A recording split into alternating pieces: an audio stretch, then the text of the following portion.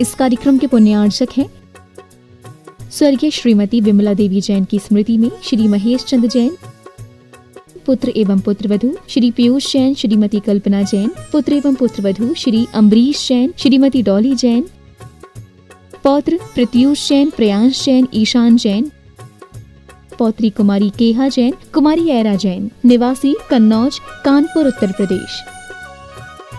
पौत्री एवं दामाद कैप्टन निलयांशा जैन, नीरज जैन, दोहित्र जयाक्ष जैन, निवासी रांची, प्रवचन की बेला आ चुकी है। ये पूज्य गुरुदेव के माध्यम से आज के प्रवचन प्रारंभ हो, उसके पूर्व आज की मांगलिक क्रियाएं संपन्न करने का जिन्होंने सौभाग्य प्राप्त किए हैं, ऐसे श्रावक श्रेष्ठी रंगिया गुवाहाटी से संस्थापक सदस्य श्री पदमचंद जी, राज जी, प्रियल जी, गुणांश जी पहाड़िया, गुणांश के प्रथम जन्म दिवस के उपलक्ष्य में वो प्रत्यक्ष तो नहीं लेकिन परोक्ष रूप से घर बैठे ही आप देखेंगे वो दृश्य हमारे सामने उपस्थित हैं, और वो घर बैठ करके आइए गुरुदेव के समक्ष, आचार्य भगवंत के समक्ष में हम चित्र अनावरण का ये कार्य संपन्न करेंगे। हमारे बीच में प्रत्यक्ष रूप से उपस्थित हैं संजय जी, मधु जी सौगानी रांची से, सुभाष जी जैन, सुनील जी रारा और अनिल जी, सुनील जी अजमेरा और अनिल जी सेठी हमारे बीच उपस्थित है। आइए गुरुदेव के समक्ष चित्र अनावरण करें। गुरुदेव तेरी तस्वीर सिराने रख कर सोता हूँ, देख के तेरी है मैं अपने नयन भिगोता हूँ। बोली संत श्रोमणी आचार्य भगवंत गुरुवर श्री विद्यासागर जी महाराज की जय। आइए दीप प्रज्वलन का कार्य संपन्न करेंगे। रुचि विद्यासागर विश्ववंद श्रमणम भक्त्या सदा संस्तुवे, सर्वोच्चम यमुनम विनम्र प्रणमम सर्वार्थ सिद्धि प्रदम, ज्ञान ध्यान तपो विरक्त मुनिपम विश्वासयम्, साकारं श्रमणं विशाल हृदयं, सत्यं शिवं सुंदरम विद्या गुरु वंदनम, प्रमाण गुरु वंदनम।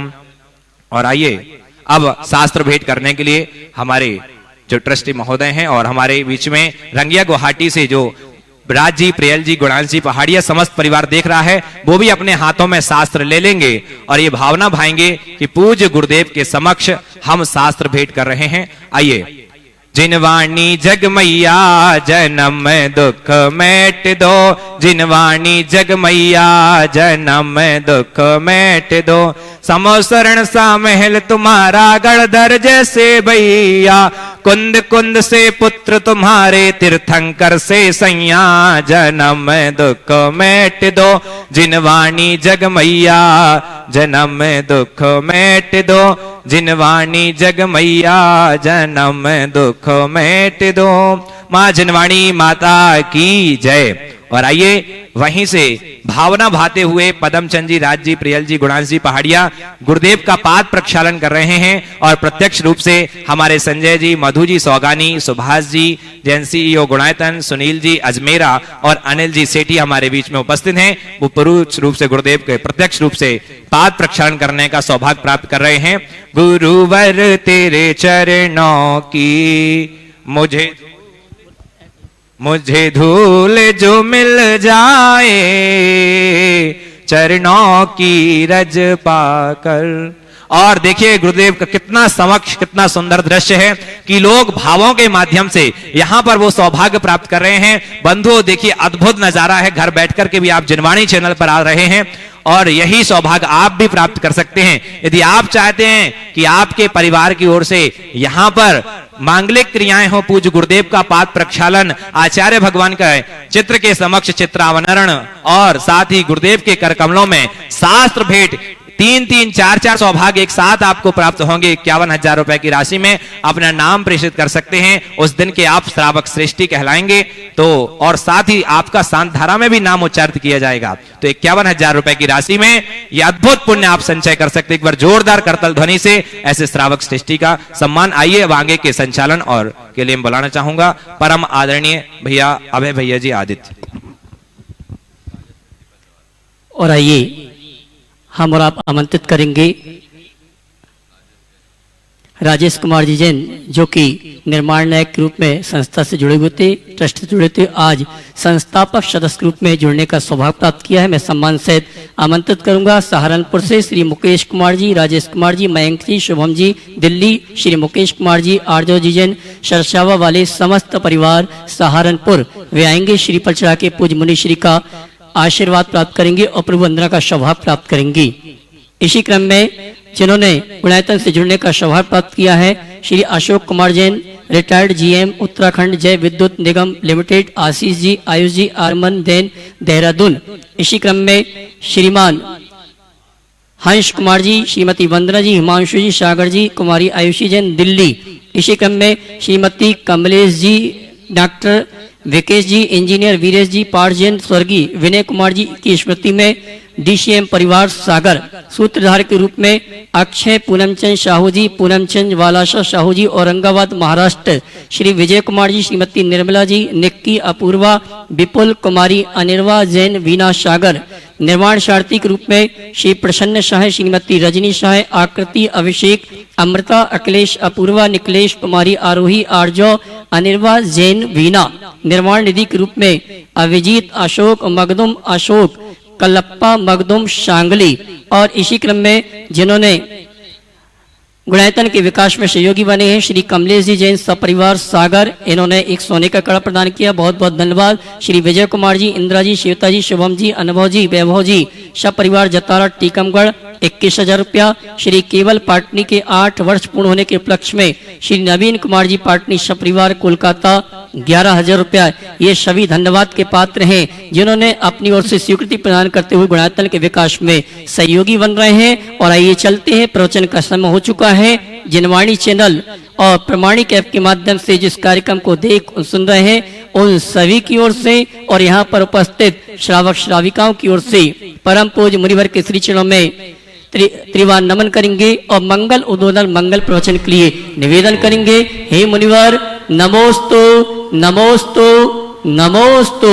ओ सभी लोग अपने दोनों हाथ जोड़ ले और मेरे साथ महामंत्र के स्मरण के लिए अपना मानस तैयार करें।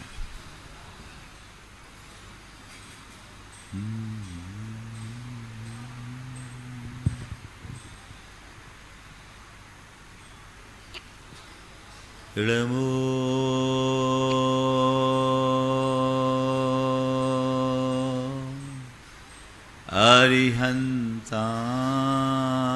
अरिहन्ताणम् नमो अरिहन्ताणो इळमो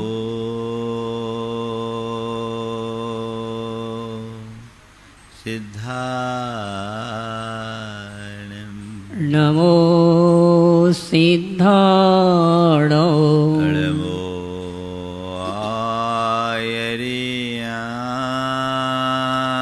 आयर्याणम् नमो आयर्याणो इळमो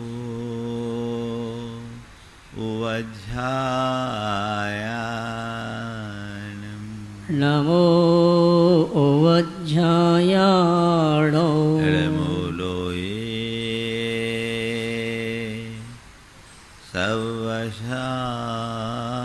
सवशाहुनम् नमो लोये सव्यशाहुणो एषो पञ्च इळमुयारो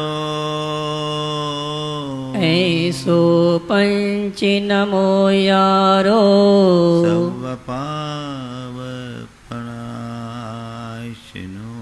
शब्द पावपणाशिनो मङ्गलाळं च सवेशिं मंगलाळं च शवेशिं पठमं होय मङ्गलम् परमं हो मंगलम।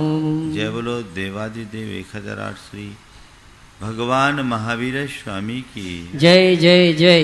अहिंसा परमो धर्म की जय जय जय।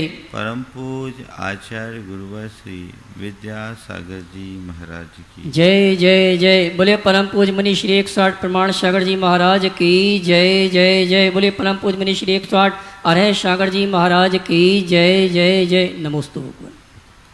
हिंसा रहिए धम में 18 दोष वज्ये देवे निगंथे पब्बैने सदहनम होई सम्मतम।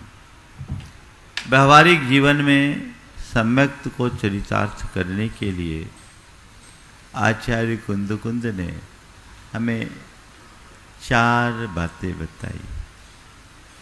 हिंसा से रहित धर्म में श्रद्धा हो,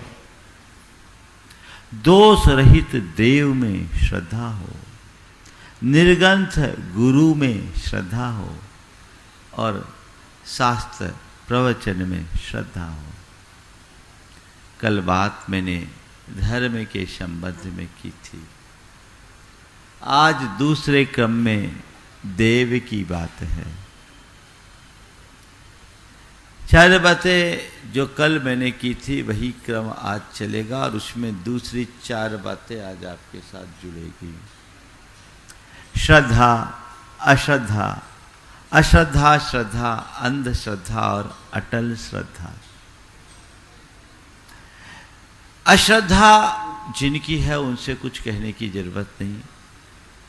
अश्रद्धा को श्रद्धा में परिवर्तित करें और अंधश्रद्धा से मुक्त होकर अटल श्रद्धा के धनी बने, ये हमारा लक्ष्य होना चाहिए। देव पर हमारी श्रद्धा है, इसमें कोई संशय नहीं। अश्रद्धा होती तो यहाँ आते ही नहीं। यहाँ जितने लोग भी हैं और धर्म से जुड़े हुए जितने भी लोग हैं उन सब का भगवान पर विश्वास है, इसमें कोई संशय नहीं। इसलिए अश्रद्धा से तो आप बाहर हो, पर अपनी श्रद्धा को टटोलना है। मेरी श्रद्धा कैसी है? सही श्रद्धा है, अंधश्रद्धा है, अटल श्रद्धा है या नहीं? श्रद्धा को टटोलने के पहले श्रद्धेय को समझना जरूरी है। मेरी श्रद्धा है पर किस पर श्रद्धा है? अगर श्रद्धेय के स्वरूप को हम जानेंगे तभी सच्चा श्रद्धान प्रकट करेंगे। आचार्य कुंद कहते हैं कि तुम भगवान को पूजना चाहते, देव को पूजना चाहते हो तो देव कौन है? 18 दोष वज्ये देवे, जो 18 दोषों से मुक्त हो। हमने परमात्मा को अपने जीवन का आदर्श बनाया। क्यों? पहला सवाल। आज की 4 बातें इसी श्रद्धा से जुड़ी हुई है। देव के संदर्भ में पूज्य, अपूज्य, पूजक और पूजा का फल। पूज्य, अपूज्य, पूजक और पूजा का फल। हमने देव को पूजा, हम देव की आराधना करते हैं, हम देव के प्रति श्रद्धा रखते हैं। सबसे पहला सवाल कि देव कौन है?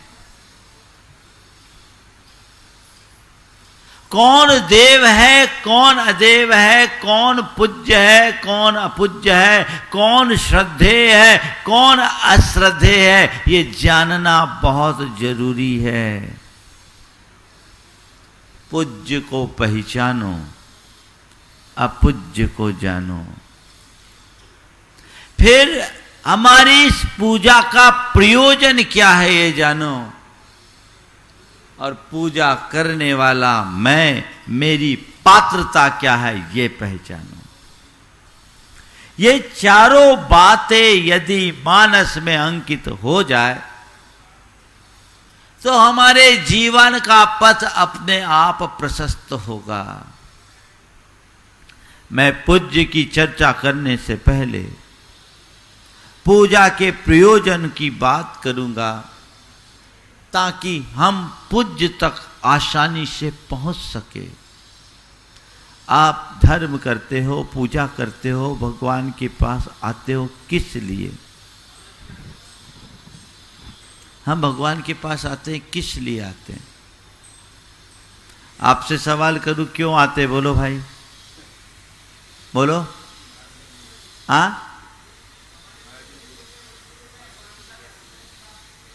हमारा दुख दूर हो जाए और सुख की प्राप्ति हो जाए, इसलिए हम भगवान के चरणों में आते हैं, है ना? उद्देश्य तो यही होना चाहिए, हमारी अशांति मिटे, हमारा दुख मिटे, इसलिए हम भगवान की शरण में आते हैं। यही ना उद्देश्य? तो ये बताओ, अशांति मिटे, शांति मिले तो हम भगवान की शरण में आते हैं, तो शांति कहां मिलेगी? जो खुद अशांत है वो हमें शांति देगा? जिसके पास खुद दुख के निमित्त है वे हमें सुखी बनाएंगे? जो खुद प्यासा है, क्या वो हमारी प्यास बुझाने में समर्थ होगा? तो बात तो सही है।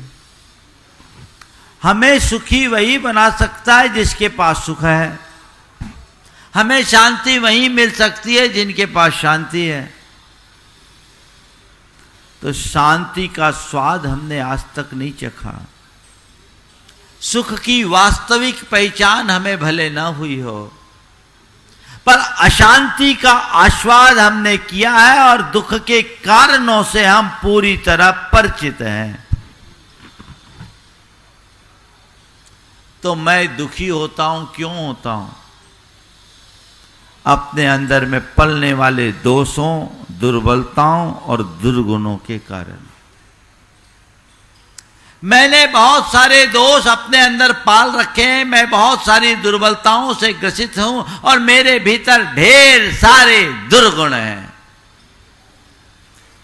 यही मुझे दुखी करते हैं, है ना?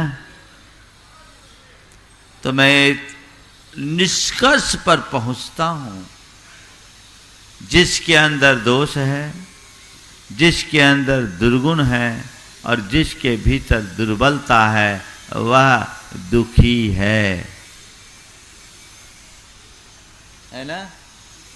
जिसमें दोष है, जिसमें दुर्गुण है, जिसमें दुर्बलता है, वह दुखी है। तो सुखी कौन होगा? जो दोष मुक्त हो, दुर्गुण मुक्त हो और दुर्बलताओं से दूर हो। तो जब हम ऐसे किसी आदर्श को खोजते हैं, वही हमारा देव है, जो दोष मुक्त हो, दुर्बलता मुक्त हो, दुर्गुणों से मुक्त हो। दोष रहित जिन देव को हम करते हैं प्रणाम, तो वो दोष क्या है? हम भरे अंदर भरे ढेर सारे विकार और मानवीय दुर्बलताओं से हम आप सब ग्रसित हैं। तो आचार्य कुंद कहते हैं, देख, जिस किसी के आगे सिर झुकाना अच्छी बात नहीं है। तो जो चाहता है उसे तलाश, वो जहां दिख जाए समर्पित हो जाना और न दिखे तो दूर हो जाना। जैन जगत के एक महान आचार्य हुए समंतभद्र, उन्होंने भगवान की भी परीक्षा ले ली। भक्तों की परीक्षा की कहानी तो ढेर सारी मिल जाती है, आपने सुनी भी होगी, पर भगवान की परीक्षा लेने वाले भक्त की कहानी आपने नहीं सुनी। सुनिए क्या? वो इकलौती है, इस धरती पे इकलौता भक्त हुआ जिसने भगवान की परीक्षा ली, वो आचार्य समंतभद्र के रूप में प्रतिष्ठापित हुए। उन्होंने भगवान से कहा, भगवान आपके चरणों में आया हूं, आपको शीश झुकाऊं। क्यों झुकाऊं? आपको नमन करूं क्यों करूं, आपको पूजूं क्यों करूं? दुनिया आपको इसलिए पूज ले कि आपके पास समो शरण है, आप समो शरण में राजित हैं, आपके चरणों में देवों का आगमन होता है, आप आकाश में विचरण करते हो, आपके साथ छत्र चंवर आदि प्रातिहार्य की विभूतियां, आपका बड़ा ठाट बाट है। ये सोच करके, इससे प्रभावित होकर मैं आपके चरणों में नतमस्तक हुआ हूं, तो इस भ्रम में मत रहना। ऐसा सब कुछ चमत्कार देखकर यदि कोई नमन करता है तो करे, पर समंत भद्र नहीं कर सकता। तो भगवान ने पूछा, बता भैया, तू ही बता दे, तू आया नमन भी कर रहा है, क्यों कर रहा है, तू ही बता, मैं तेरे मुंह से सुनना चाहता हूं।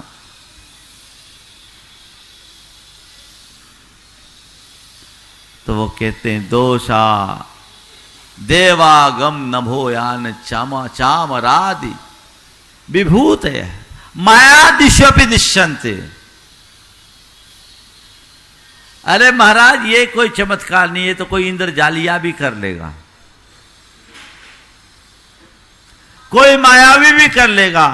इससे आपकी श्रेष्ठता और ये पूज्यता मुझे नहीं दिखती। आपकी श्रेष्ठता, आपकी पूज्यता, आपकी महानता या आपकी भगवत्ता का आधार ये बाहरी ठाट मुझे नहीं दिखता। क्या दिखता है? तो कहते हैं, दोषावरण योर हानि। आप में मुझे भगवत्ता दिखती है, आप में मुझे, आपके भीतर मुझे व्यक्ति नहीं भगवान का रूप दिखता है, केवल एक वजह से। वो क्या है? आपके अंदर दोष नहीं है और आप आवरण से मुक्त हो, आप सर्वज्ञ हो, दोष से रहित हो। वो दोष मुक्त होना चाहिए। आचार्य कुंद कुंद कहते हैं, 18 दोष बज्जिए देवे, 18 दोषों से रहित देव। छु तन्न भीरु रोषो रागो मोहो जरा रुजा मिच्चु सेदम खेद मदोरई बिम्मई निद्दा जनुवेगो। ये नियम सार की गाथा। छु तन्न भीरु रोषो, आप में भूख नहीं है, आपको भूख नहीं लगती, आपको भोजन की आवश्यकता नहीं। तन्न, आपके अंदर तृष्णा नहीं है, तृषा नहीं है, प्यास नहीं है।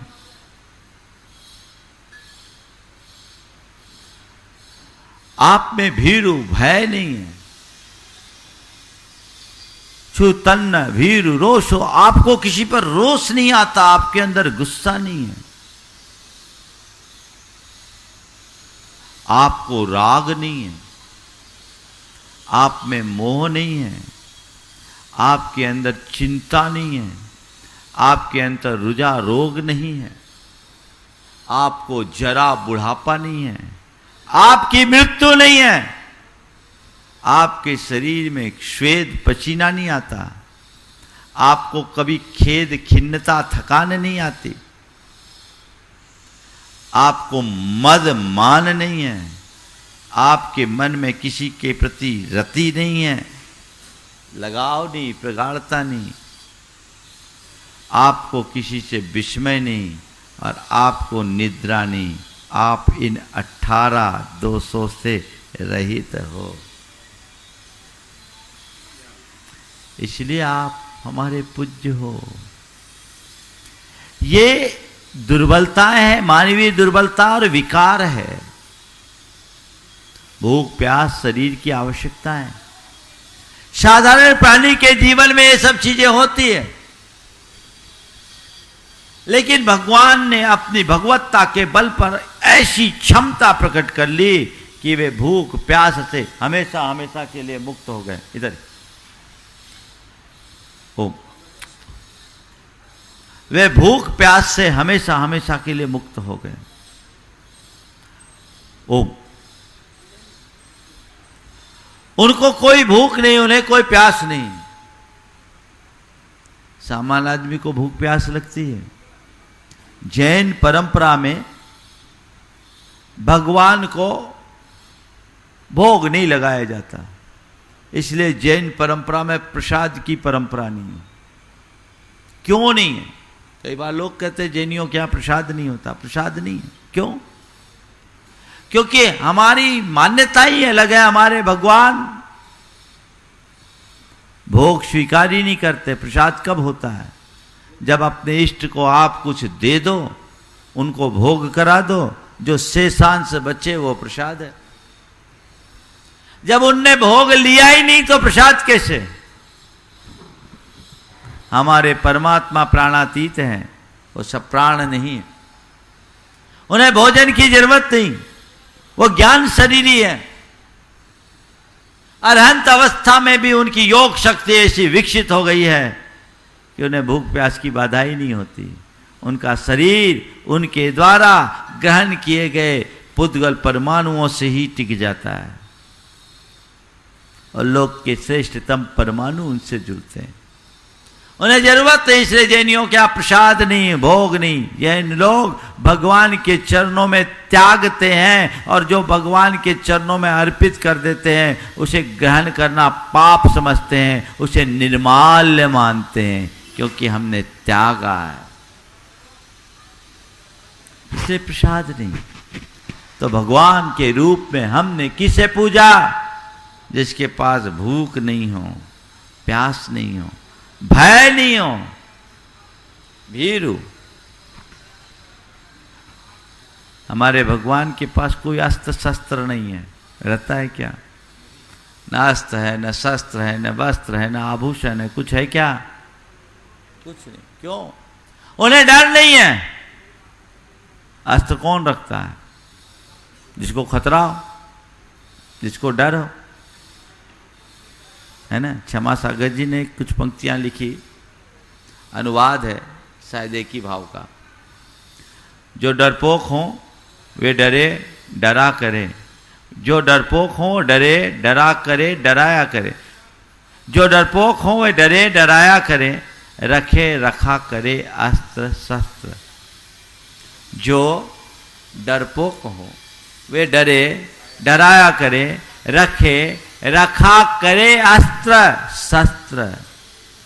जो कुरूप हो वो पहने पहना करे वस्त्र।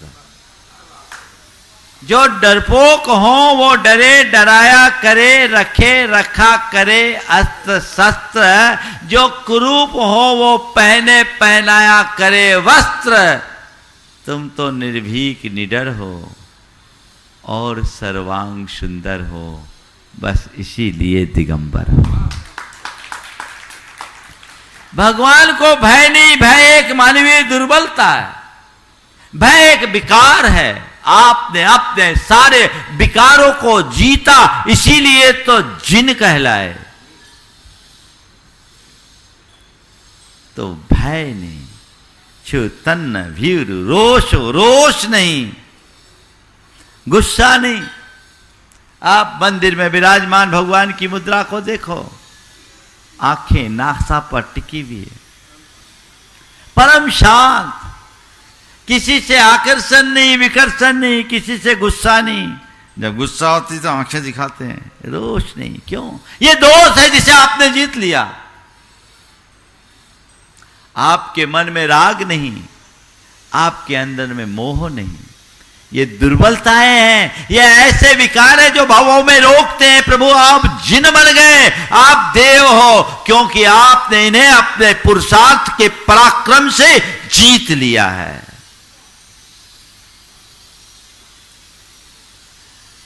रागो मोहो चिंता, संसार के हर प्राणी में किसी न किसी प्रकार की चिंता होती। कई लोग तो भगवान को भी चिंता में डाल देते हैं। जब कोई भक्त को आशीर्वाद ज्यादा दे दो, वरदान दे दो, वो उपद्रव मचाने लगे तो भगवान को चिंता होती, फिर अनेक रूप धर करके उसका संहार करने आना पड़ता है ना। पर हमारे भगवान कहते हैं चिंता ही नहीं, चिंता को खत्म कर डाला, वो वीतराग हो गए। जरा नहीं, बुढ़ापा नहीं, और जिनकी मृत्यु नहीं, क्योंकि जो अजर अमर अविनाशी पद को प्राप्त कर लिए। सशरीर अवस्था में जब तक अरहंत श्वेत नहीं, पसीना नहीं, उनका शरीर परमोदारिक हो गया।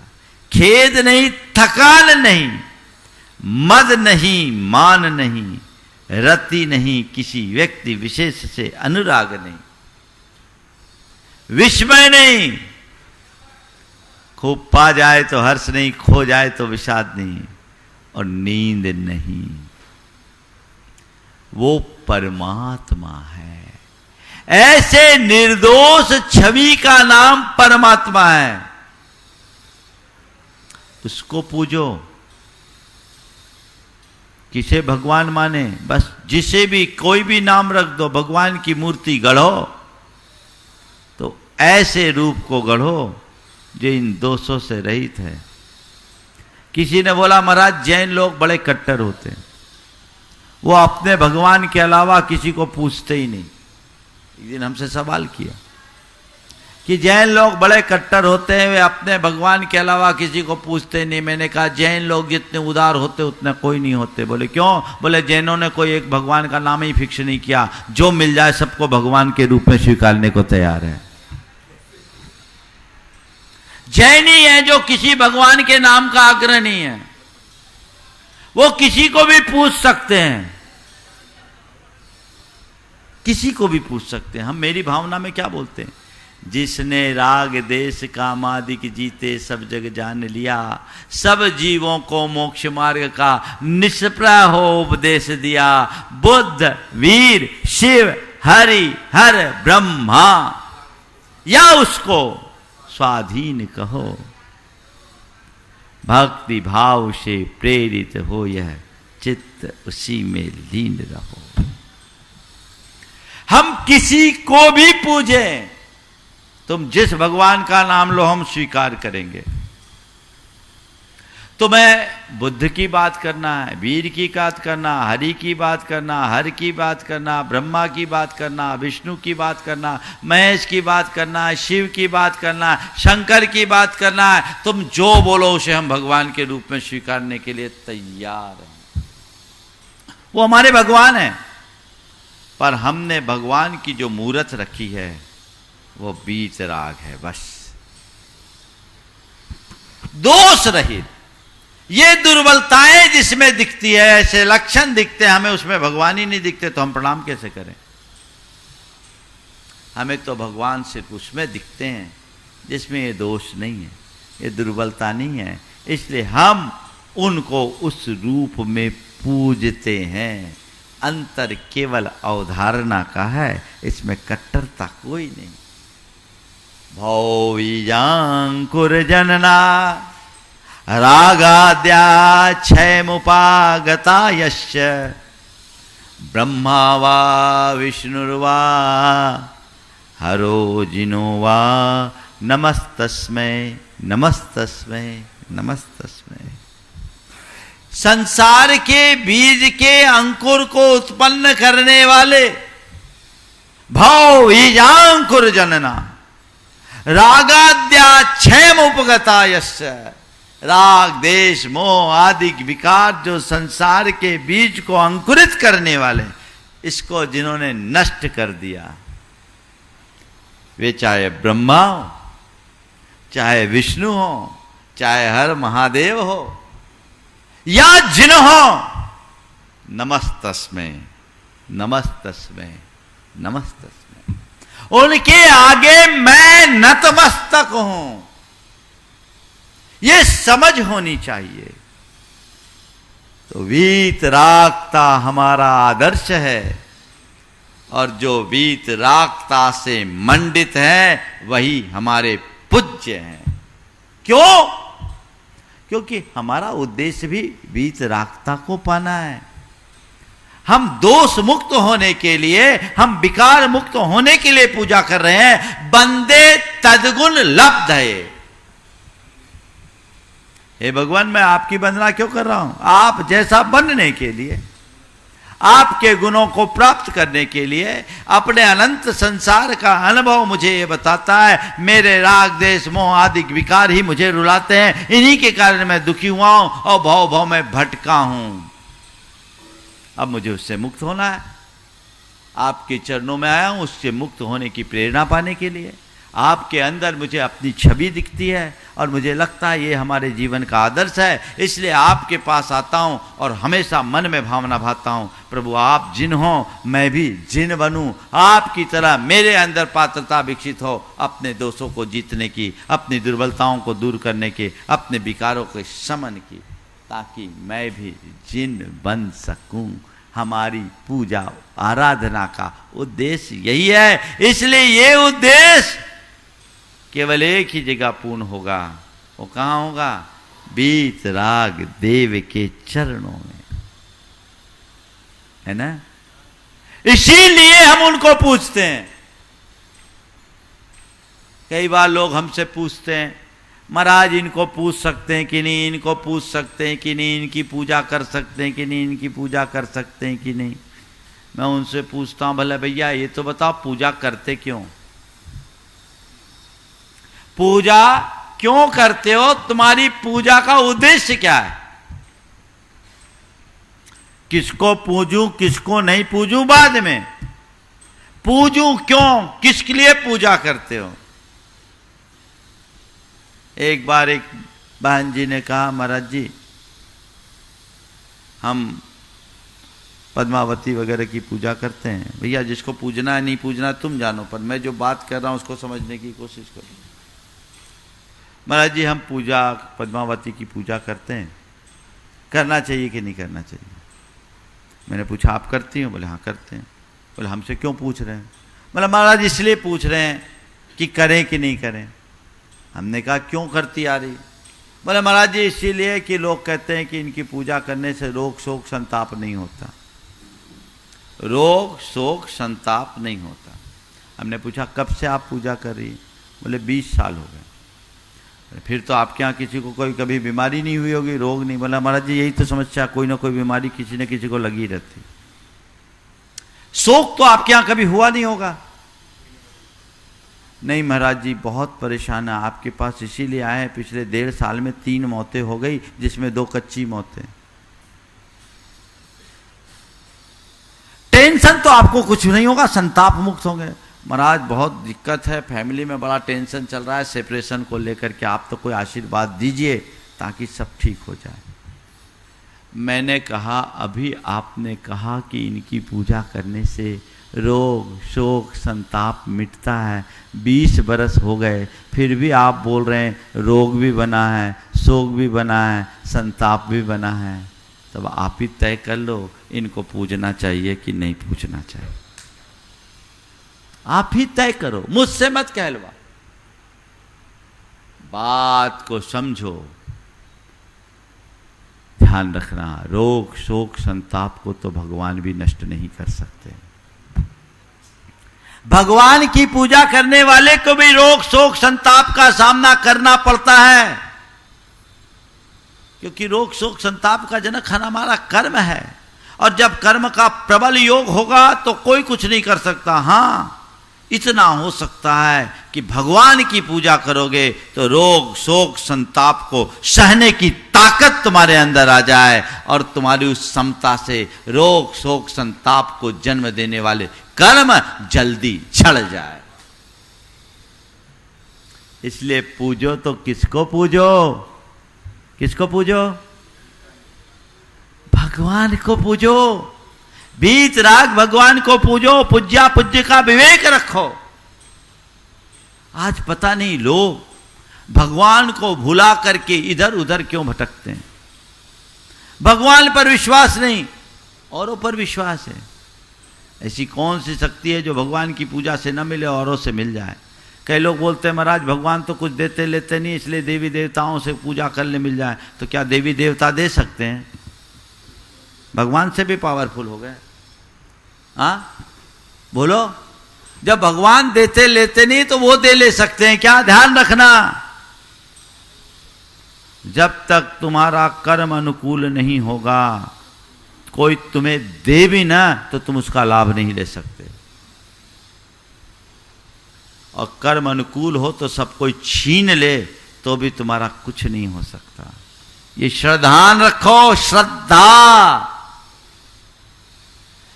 कोई मेरा कुछ कर सकता है, किसी की पूजा अर्चा से मुझे कोई लाभ मिल सकता है, उसकी पूजा करने से मेरा रोग शोक संताप मिट जाएगा, ये श्रद्धा नहीं अंधश्रद्धा है।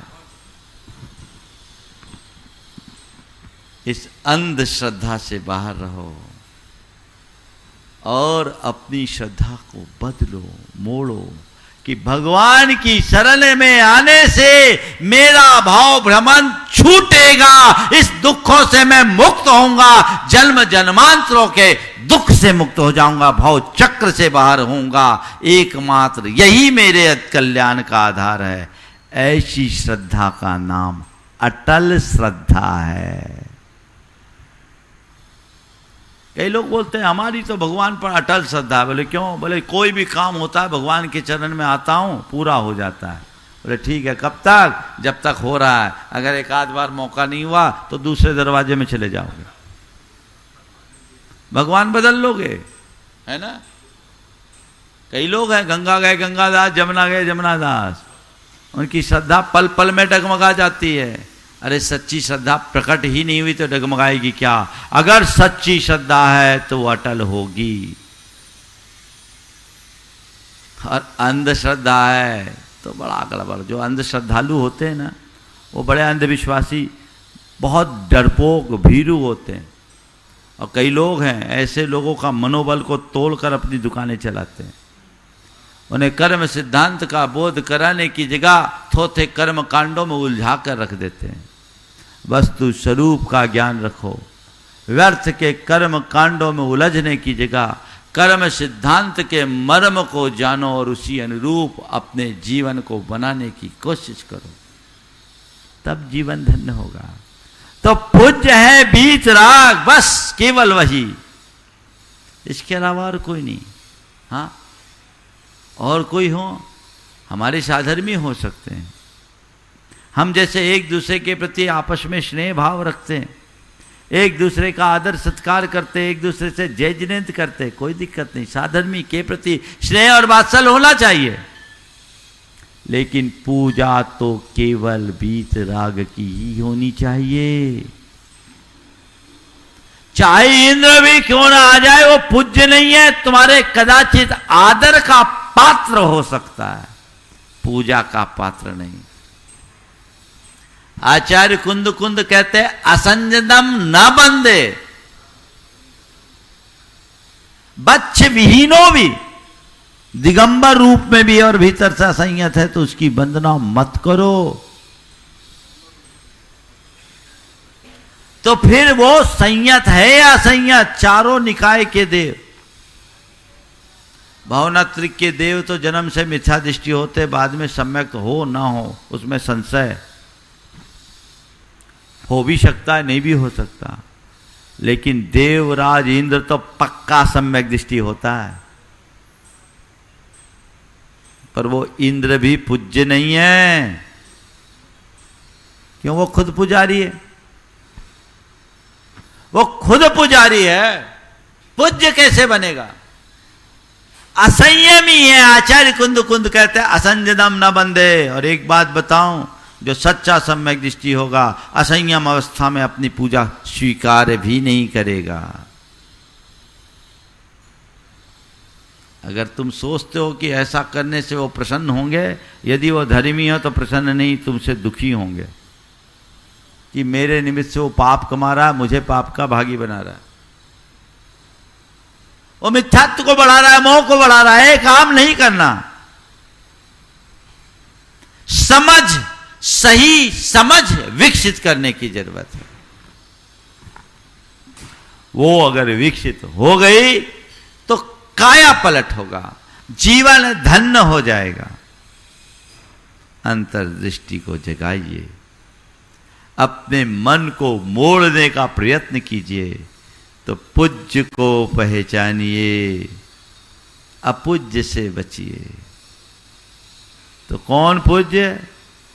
जो दोष मुक्त हो, दुर्बलताओं से दूर हो, दुर्गुणों से रहित हो, जो वीतराग हो। एक शब्द में क्या कहें? वीतराग। वही प्रणम्य है, वही पूज्य है, वही आराध्य है, वही उपास्य है, वही ध्येय है, वही देव है। बस इतनी सी बात अपने मन मस्तिष्क में बैठा लेना, और इसके अलावा बाकी सब अपूज्य।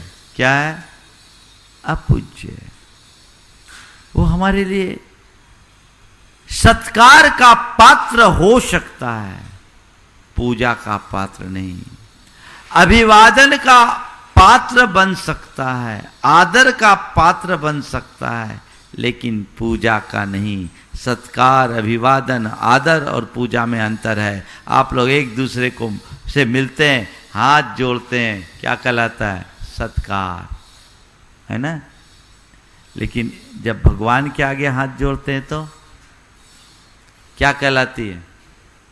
एक दूसरे को हाथ जोड़ते समय जो भाव होता है भगवान के सामने वैसे ही भाव होता है क्या? बोलो। कई लोग एक दूसरे को नमस्ते कहते हैं, और भगवान को और गुरु को नमोस्तु कहते हैं। अर्थ देखो तो नमस्ते और नमोस्तु का एक ही अर्थ है। नमस्ते यानी आपको नमस्कार हो, नमोस्तु यानी आपको नमस्कार हो, एक ही अर्थ है, लेकिन अर्थ में अंतर है। क्या हुआ? और समझाओ। आप अपनी माँ को माँ कहते हो, माँ को माँ कहते हो, और अपने माँ की हम उम्र और दूसरी स्त्री को भी आप माँ कहते हो या माता कहते हो? शब्द का अर्थ तो एक ही है। पर ये बताओ, जो भाव माँ को माँ कहते समय होता है, क्या माँ के हम उम्र दूसरी स्त्री को माँ कहते समय होता है क्या? शब्द एक है, अर्थ में बड़ा अंतर है, भाव में बड़ा अंतर है। इसलिए आदर, सत्कार, अभिवादन अलग है और पूजन अलग है, आराधना अलग है। इसलिए पूजा करना है तो किसकी करना? बस वीतराग जिन देव को नित्य करो प्रणाम। वीतराग जिन देव को नित्य करो प्रणाम। इससे ही तुम शिवधाम पहुंचोगे और कोई दूसरा नहीं। अपने जीवन का कल्याण करो, बाकी सब अपूज्य है। उद्देश्य वंदे तद्गुण लब्ध है, उनके गुणों की प्राप्ति का मात्र उद्देश्य होना चाहिए, और कोई दूसरा उद्देश्य नहीं हो। और हम हैं पूजक, हम हैं आराधक। हमें क्या करना है? भाव भीरू बनना है। संसार से मुक्त होने की प्रबल कामना अपने हृदय में जगानी। एक ही भावना होनी चाहिए कि मुझे मुक्ति मिले। सारा खेल खत्म हो जाएगा। आचार्य कुंद कहते हैं, जिन देव की बड़ी महिमा, उनकी शरण को पालो तो बेड़ा पार होगा। बस तेरे अंदर वैसा भाव होना चाहिए। सांसारिक कामना से भर करके यदि तू भगवान की शरण में आएगा तो कुछ नहीं पाएगा, और मोक्ष की भावना लेकर के तू भगवान की शरण में आएगा, तेरा मोह उसी क्षण मिट जाएगा। आचार्य कुंद कहते हैं, जो जान दी अरहंतम दब्बत गुणत पज्जयते ही, सो जान दी अपानम मोहो खलु जादि तत्सलयम।